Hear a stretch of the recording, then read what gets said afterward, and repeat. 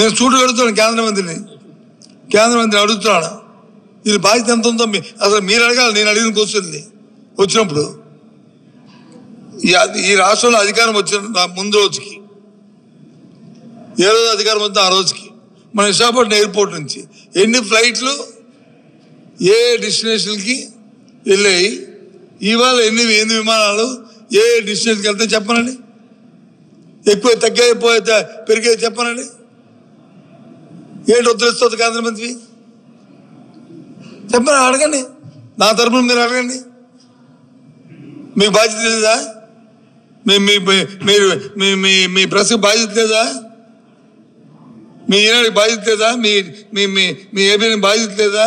మీ TV బాధ్యత మేము అడగాల? ప్రతిదీ ఏమడుగుతున్నారు, ప్రతిదీ అడగదు అని మిమ్మల్ని అడగమని కాదు. ఆ మంత్రికి కూడా బాధ్యత లేదా? ఈ ప్రాంతాన్ని బాధ్యత వహిస్తున్నాం కాబట్టి చేయాలని. నిండారా విజయవాడ వెళ్ళడానికి, మరి అక్కడికి వెళ్ళడానికి, అమరావతికి వెళ్ళడానికి ఫ్లైట్లు లేవు. చెప్పండి.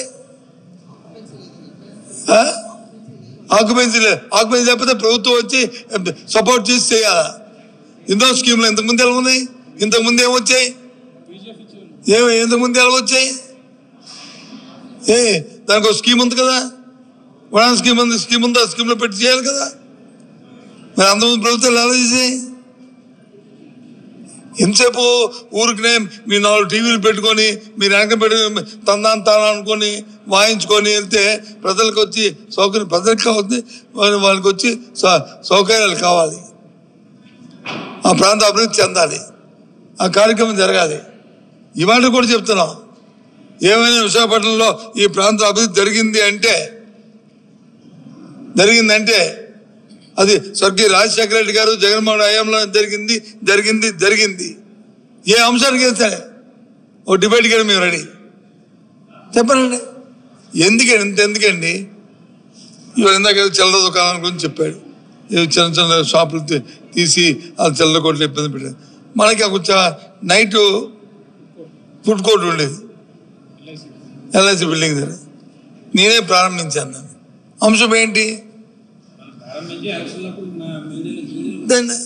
దాన్ని ఎందుకు రాత్రి విశాఖపట్నం వచ్చి ఒక పెద్ద మహాపట్నం ఇది, రాత్రులు వచ్చి రైల్వే స్టేషన్కి ఇంక దేనికి వెళ్ళిన వాళ్ళు రాత్రి నైట్ ఫుడ్ కోర్ట్ ఉంటే వాళ్ళకి వచ్చి తక్కువ ధరకు వచ్చి ఫుడ్ దొరుకుతుంది. లేకపోతే ఈ స్టార్ హోటల్స్లోకి వెళ్తే వాళ్ళు ఇబ్బంది పడతారు. దాంతోపాటు చిన్న వ్యాపారస్తులు ఉంటారు. ఒకరోజు వెళ్ళాను నేను, స్వయాన్ని నా కంటితో చూశాను. ఒక 2 అమ్మాయిలు అక్కడ వండుతున్నారు. ఎవరమ్మా అడిగాను. మేము ఇక్కడ నైట్ ఫుడ్ కోర్ట్ చేసుకున్నామండి. ఏం చేస్తామంటే, నేను పోర్చుగేషన్ ఆంధ్ర యూనివర్సిటీ చదువుతున్నాను సార్, మా చెల్లి వచ్చి డిగ్రీ చదువుతుంది సార్, మాకు తిండికి వ్యాపారం చేసుకుని మేము చదువుకొని బతుకుతున్నాం అలాంటి వాళ్ళు. అంటే ఒక పక్క వాళ్ళకు ఉపాధి, ఒక పక్క వచ్చి ప్రజలకి మంచి. అదే పెద్ద ఘనకార్యంగా ఎత్తేసామని అంటే మరి విశాఖపట్నంలో ఉంది, ఇది విజయవాడలో ఉంది, హైదరాబాద్లో ఉంది, మరి ఎక్కడ లేదు. ఒకవేళ ఏదైనా అందులో అవినీతి జరిగితే, ఏదైనా తప్పు జరిగితే, లోటుపాట్లు ఉంటే మరి గవర్నమెంట్ ఏం చేస్తుంది? ఆడుకుంటుంది. గవర్నమెంట్ ఉద్యోగం కాదు. కురుపు చేతి కొట్టేస్తామా? కురుపు మందేసి బాగు చేసుకోము. ఏంటి అది? ఏ రకంగా తయారైందంటే ప్రతిదానికి పోతత్వం. జగన్మోహన్ రెడ్డి గారు లేకపోతే మా బొమ్మలు చూపెట్టు, ఇదేదో చూపెట్టు అన్నాళ్ళు. జగన్మోహన్ రెడ్డి గారు ఫోబియా అన్నాళ్ళు ఈ ప్రభుత్వానికి. అప్పుడే 18 నెలలు అయింది, 15 నెలలు అయింది. ఎన్నాళ్ళు? ఇదేనా ధర్మం? చెప్పండి. కాబట్టి ఈ ప్రభుత్వానికి చిత్తశుద్ధి లేదు, ఈ ప్రభుత్వానికి వచ్చి ప్రజల పట్ల ఆలోచన లేదు. ఎంతసేపు మా కబుర్లు చెప్పి ఆడంబరాలతోనూ మీకున్న 4-3 ఈ మాధ్యమాలతోని ఊరికి షో చేయడం తప్ప వాస్తవంగా క్షేత్రస్థాయిలో ఏ కార్యక్రమం జరగట్లేదు. ఇంకేం చెప్పండి. అంతేనా? ఓకేనా? Bye, see you. మీరు ఎప్పుడైతే మా మీటింగ్ పెట్టుకుంటాం. ఎంతెందుకండి చిన్న మర్చిపోయాను. ఈ మధ్యకాలంలో ఎన్నికైన దగ్గర నుంచి, ఈ ప్రభుత్వం వచ్చిన దగ్గర నుంచి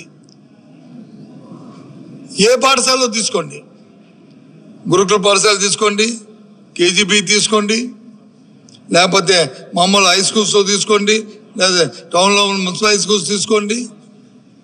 ఎక్కడ చూసినా సరే కలుషితాహారం తిన్న కేసులు లెక్క పెట్టుకుంటే గత 5 సంవత్సరాల్లో ఎన్ని జరిగాయో, గత 5 సంవత్సరాలు ప్రభుత్వ కాలంలో ఎన్ని జరిగాయో అంతకి డబ్బులు జరిగాయి ఈ 18 నెలల కాలంలో. ఎందుకు జరిగాయి చెప్పండి. నెలగాక మొన్న పచ్చగామలు వచ్చాయి కురపంలో 39 మంది విద్యార్థులు 2 ప్రాణాలు కోల్పోయాయి. ఏంటిది అంటే పర్యవేక్షణ లోపం, నిర్లక్ష్యం పర్యవేక్షణ లోపం. ప్రభుత్వానికి చిత్తశుద్ధి లేదు, ఊరికే మాటలే తప్ప ఆచరణలో శూన్యం అనేది తెలియజెప్తుంది. వాస్తవం కదా? లెక్క పెట్టండి కేసులు. గత 5 సంవత్సరాలు ఎన్ని కేసులు జరిగాయో, ఎంతమంది హాస్పిటలైజ్ అయ్యారో, ఈ 18 నెలల కాలంలో ఎంతమంది అయ్యారో లెక్క పెట్టండి. ఇదొకటి. ఇంకా అత్యాచారాలు పిల్లల మీద కానీ, మహిళల మీద కానీ, బాలికల మీద కానీ, మరి మైనర్ బాలికల మీద కానీ, స్త్రీల మీద కానీ అత్యాచారాలు లేదు, హత్యలు 5 సంవత్సరాల్లో ఎన్ని జరిగాయో, ఈ 18 నెలల కాలంలో ఎన్ని జరిగాయో చూడమండి. 5 సంవత్సరాల కంటే 18 నెలల కాలం ఒక్కటి కానీ ఎక్కువ లేకపోతే నేను తలదించుకుంటాను, నేను అపాలజీ కొడతాను. చెప్పండి లెక్క. అంతెందుకు మన విశాఖపట్నంలో చెప్పానండి ఎన్ని మర్డర్లు జరిగాయో, ఈ 5 సంవత్సరాల్లో ఎన్ని జరిగాయో, ఈ 18 నెలల కాలంలో ఎన్ని బహిరంగ మర్డర్లు జరిగాయో చెప్పనండి. విశాఖపట్నంలో ఎందుకు జరిగాయి అంటే వ్యవస్థ పట్ల, పోలీసు వ్యవస్థ పట్ల భయం భక్తి లేకపోవడం వల్ల, ప్రభుత్వం నిర్లక్ష్య వైఖరి వల్ల, ప్రభుత్వ జోక్యం వచ్చి ఆ వ్యవస్థలో చొరబడడం వల్ల ఇవన్నీ జరుగుతున్నాయి. వాస్తవం. మాటలు చెప్తే కాదు, చేతల్లో కనిపించాలా, మాటల్లో కాదు.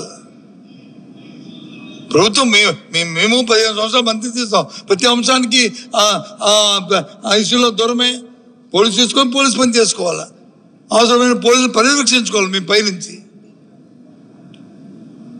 ఎవరికైనా ఎప్పుడైనా మనం విశాఖపట్నం డ్రగ్స్ చూసామండి. నిన్నగాక మొన్న ఆంధ్ర రాష్ట్రంలో ఇది లెక్కర్ స్కామ్ అని పోతలు పెట్టుకోబెడుతున్నారు బోగస్. ఈ 16 నెలల కాలంలో ఎన్ని స్థాయిల్లో అక్రమ మద్యం తయారు చేస్తున్నా పట్టుకున్నారండి. ఫ్యాక్టరీలు పెట్టేస్తే అవి తీసుకొచ్చి బెల్ట్ షాపులు అమ్మితే జనం వచ్చి తాగి చచ్చిపోరండి.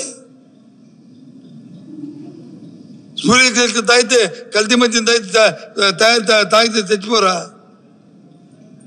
అయితే మీ ఉన్నాయి కాబట్టి, మీ ఏబిఎన్ ఉంది కాబట్టి, లేకపోతే టీవీపై ఉంది కాబట్టి, లేకపోతే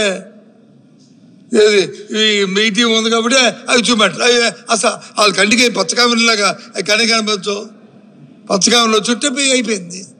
సరే నువ్వు చూపెడతావు పోతావు తెలుసు, కానీ ఆ ప్రాంత ప్రజలకు తెలుసు కదా అక్రమ మద్యం తయారవుతున్న ఫ్యాక్టరీలని. ఎప్పుడు ఇన్ని చూసామండి? ఎందుకు జరగలే అంటే పర్యవేక్షణ లోపం, ప్రభుత్వం తాలూకా అసమర్థత, వైఫల్యం, ఇవన్నీ కారణాలు. కానీ ఊరికి చెప్తారు ఇవన్నీ, అది పెట్టాం ఇది పెట్టామని. క్షేత్రస్థాయిలో కంటికి కనిపించే పెట్టింది జగన్మోహన్ రెడ్డి ప్రభుత్వంలోనూ, రాజశేఖర రెడ్డి ప్రభుత్వంలోనూ. ఆ మూలపట్నం తాలూకా పోటీ తీసుకున్నా లేదు, అక్కడ పెట్టా పిశార్పం తీసుకున్నా లేదు, విజయనగరం కడుతున్న పిశార్పం తీసుకున్నా లేదు, ఇక్కడ కడుతుంది తీసుకున్నా లేదు, అక్కడ పోర్టుని తీసుకున్నా. రాష్ట్రంలో కడుతున్నా 5 పోర్టులు, 10 ఫిషింగ్ హార్బర్. ఎవరు కట్టేయండి? ఎందుకు కట్టలేదు? మరి చంద్రబాబు నాయుడు 17 సంవత్సరాలు ముఖ్యమంత్రి అయ్యాడు ఇప్పటికి. ఎందుకు ఒక పోర్టు కూడా పెట్టలేదు, ఓ మెడికల్ కాలేజీ పెట్టలేదు. ఎంతసేపు ఇది 2 లక్షలు తెచ్చా, 2 లక్షలు ఎవరు తెచ్చాడు? మనం చెప్పాడు మా కౌన్సిల్లో అడిగితే, మా ఎమ్మెల్సీ అడగండి. అందులో చాలా లానికి వెళ్తే ఎవరైనా సరే, మా అమర్ కూడా టాటా హౌస్కి వెళ్ళి చంద్రశేఖర్ గారిని, ఆ టీం అందరినీ, బోర్డు అందరినీ కలిసాడు. ఈయనే కాదు, ఎవరు పెద్ద పుడికలో చెప్తున్నాడు, ఎవరు మన లోకేషే కాదు, అమర కూడా కలిసాడు. అది బాధ్యత, అది మంత్రిగా బాధ్యతలు.